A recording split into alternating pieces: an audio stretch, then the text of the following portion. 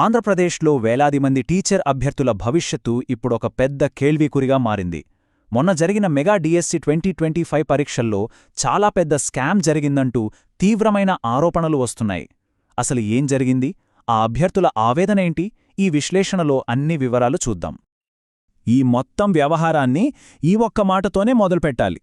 తమ తరఫున మాట్లాడమని అభ్యర్థులు ఇంతలా అడుగుతున్నారంటే వాళ్ల ఆవేదన, వాళ్ల నిస్సహాయత ఎంత తీవ్రంగా ఉందో మనం అర్థం చేసుకోవచ్చు.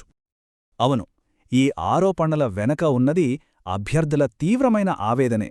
ఏళ్ల కరవడి కష్టపడి చదివితే తమ కలలను, ఆ కష్టాన్ని నాశనం చేసేలా ఒక పెద్ద కుట్ర జరిగిందని వాళ్లు ఆరోపిస్తున్నారు.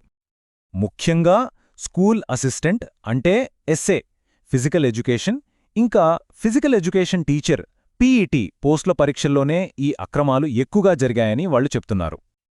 ఇది ఎవరో ఒకరిద్దరు వ్యక్తులు చేసింది కాదట. కొన్ని ప్రైవేట్ కోచింగ్ సెంటర్లు, కొంతమంది అభ్యర్థులు అందరూ కలిసి ఒక సిస్టంలా ఏర్పడి ఈ మోసానికి పాల్పడ్డారని వాళ్ళు నేరుగా ఆరోపణలు చేస్తున్నారు. సరే, ఇంతకీ ఆ అక్రమాలు ఎలా జరిగాయని వీళ్లు ఆరోపిస్తున్నారు?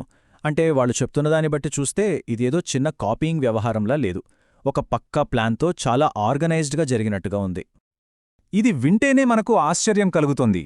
కొన్ని సెలెక్టెడ్ సెంటర్లలో పరీక్షకు ముందే మాస్ కాపీయింగ్ ఎలా చెయ్యాలో ట్రైనింగ్ ఇచ్చారట. ఇక ఎగ్జామ్ హాల్ లోకలైతే ఒకరికొకరు సమాధానాలు చెప్పుకోవడం, చివరికి బాత్రూం బ్రేక్లను కూడా గ్రూప్ డిస్కషన్ల కోసం వాడుకున్నారని అంటున్నారు. ఇదంతా చూస్తుంటే ఒక పకడ్బందీ స్కెచ్ ప్రకారమే జరిగిందనే అనుమానాలు వస్తున్నాయి.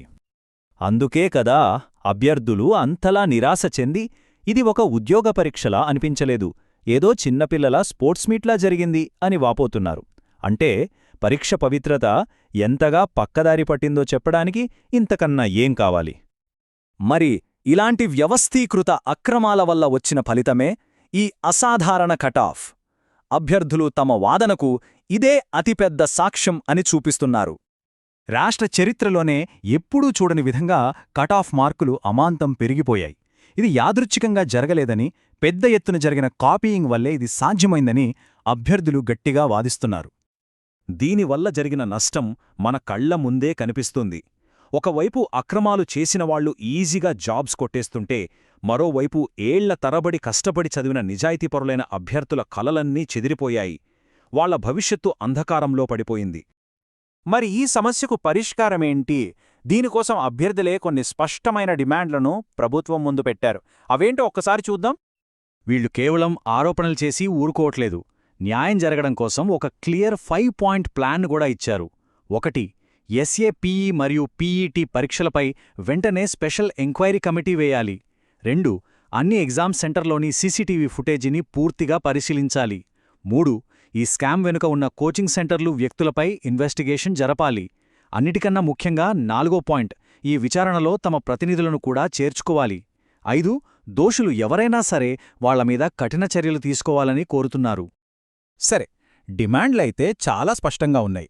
కాని అసలు ప్రశ్నేంటంటే, ప్రభుత్వం వీటికి స్పందిస్తుందా? వీరికి న్యాయం జరుగుతుందా? ఎందుకంటే ఇది కేవలం కొందరి ఉద్యోగాల సమస్య కాదు, అంతకు మించింది. అభ్యర్థులు కూడా సరిగ్గా ఇదే చెప్తున్నారు. ఈ పోరాటం మా ఉద్యోగాల కోసం మాత్రమే కాదు, మొత్తం విద్యావ్యవస్థ భవిష్యత్తును, దానిమీదున్న నమ్మకాన్ని కాపాడటం కోసమని వాళ్లు స్పష్టం చేస్తున్నారు. తమ ఆరోపణల మీద వాళ్లకి ఎంత నమ్మకముండో చెప్పటానికి ఈ ఒక్క మాట చాలు.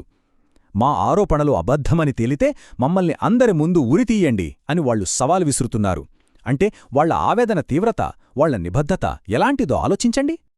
రేపటి తరాన్ని తీర్చిదిద్దాల్సిన గురువుల భవిష్యత్తే ప్రమాదంలో పడిన ఈ సమయంలో ప్రభుత్వం చేపట్టబోయే విచారణ ఈ గందరగోళానికొక ఫుల్ స్టాప్ పెడుతుందా? ఈ పరీక్షా వ్యవస్థపై పోయిన నమ్మకాన్ని మళ్లీ నిలబెడుతుందా? ఈ ప్రశ్నలకు సమాధానం దొరికే వరకు వేలాది మంది అభ్యర్థుల నిరీక్షణ ఇలాగే కొనసాగుతూ ఉంటుంది.